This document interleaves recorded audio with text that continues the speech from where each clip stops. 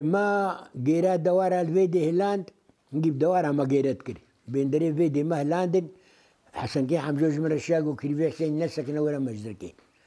هي مزركي دخلا ملوي هيا كايا ملوي هيا شكارتاج مرتشينين مقوياو ماسكرا بين منوين قلنا ولو ورا خو بجدي وجلي خو باقش خو كورا يشنقي جليس في كراس وتربيب وساق وقورابون وشاروخبون مرابو خوش داو سبكي بخو برداشو قد سورارو بخو برداشو ما مزركي قو كريفو تجمر شما تشان حيواني ابونا زي حيوان خوينم دبار زادي خو بنقول لا قو زاروي ما ناروز ونايفو وشكري وحميدي وانا خو كار كريا ويشنا شنقالي ناينا باجني وخراب ياوا بما ايسال شنا شنقالي نا خو ديقو بيجي وكريفي ما حسين مره نوي ام قبول ناكل هاشو لهم شاندي اي والله مقوم اجدي باري ام فافرشون مالي داج مزركي صبين بونا راس شنو برافار دا افراتي بيلي شوكي دوير رتيت برشاي شنقالي رتشاي عبد العزيز هرا برشاي شنقالي رتيت شستر بابو خداي والله شنو برافار دا كروما قول بور ناس تكري فرايا وينا كيلومتر كي دوي شولا راس دا فراد بي شولا راس دا وعرضا ملكيه كروما قوني ملبورنا راس نمي تقنن حيرة قلنا انا قبور وابسني قول فير كتانا الدراها كتانا الدراها كتانا وكل سكرنا اف فيراجلي اف بورا ربي عالمي غزغسك والزغور وقوم ودايا هفدو كريا وكبور هسنتي دا كتانا الفيرخي حتى هاري ويرخي 9 كيلومتر هيا والله مدرباش بونا مش مشاروخ وقوري خو ساقي خو جيكم مدرباش بونا بشونا سعادة إذا بشونا مالا مع زلفان خوي قوانا استكرين هم شون حافت رجا هشت رجا قندية وانا نشت قم دركم لسوكي قو سعدة قزا كوكا كرجوسي بو أما أنا دندرو دا بدي مع زلفاني ما قو كريفي سين قو ما أون يسير كرنا دندرو دا هنا مقو كريف شو ما يسيرين قو حكيم بيفانا قو جمالا خو دركت سربستا أغايا بليش ما مالا فلان كس قو شونا وي مالي بونا ميفاني دبنا يسيري بينا أصل أول تشب ديوان نديوا أصله قوج مالا يدر كتن شند رجمان بري كتن مطر بنيد تشتي عيباوي مالي هبي وجفر بيجي قنج بي خراب بي قو خبرته دكارا هرن السوق له مرة قحوي شونا قحوي قوم شارن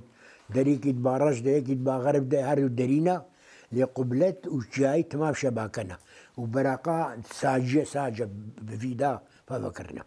ناقرا ونكل بيشنو ساجة ففكرنا بس نابا ام جهار باقي صدمة صدتي هاي الصدمة تبيها دريجبو هار ما ساكي ده انسان صدر ونشتري القهوة تعال بخوارن بواك وام حركات ليش ده نجيو ويقول يرقالوا بخورانا يقول شغارا خو بخورانا عكفية واد بروادا تزبهي كارا مصر عكفية واو دمان شوات حيلة وادا سطوي وادا تفنجيش عايزة برنو سركابوكا وهاي كتفنجاي سركابوكا ولو مشخورة ما بفرش تشتغلين هذا اغلبها ما صار ما هرش شيء ترك صد المدبوكو اما ما دي جارك دي جندرمي انجليز دريب غربة كدنا ندرو نشعبي خلنا ما قراندن ما ديش بش ما خورتك وقتا قفرجيك فوراي خلك ورش ما ديش بش ما باصدا دريب رش بباصدا افاردو عسكر خلنا ما دا قو يعني بقرين ملطخت كده بوارات قو حتى ودركه في خلاص ببي ندش قو ريند دان عسكري دركت وامجي تبدا دركت تسمع له عقيلي خا وحماوي خو العرضي دا ناوي توزي دا وتسوقي دخر هيخر كان دارت كان ياخد بردان دسمالي خو تابيتن وسرقوت واجبالتا امشيت حفتين متر بسوقي دشون مدي اردو لفربونا الديك ساكنين دورا خور عيشادم تشتك نقرت والله مدي ملات فقرة ملات فقرات كان دار شو نتكاني خو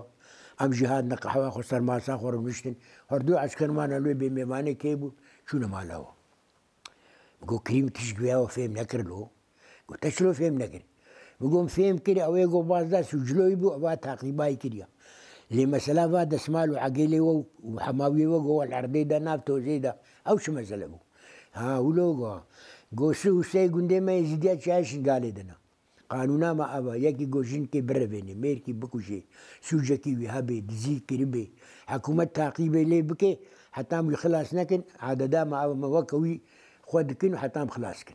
قوم الزلام خلاص كن عسكري جباوي خود بني توشكي اقو مسألة جبوي غريب مولوك هو ما كيفو ناس كر قلنا والله مجانا يجي دينا فلانا مسلمانا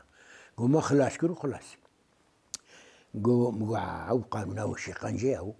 قوم زان كري يقول تطورا وبانا قزام ديادي بانا قو عسكر تقريبا يكي كربانا جيراني بحاكة في مالي جبوي قوم على بشوطين جبوي ملطي وابقرين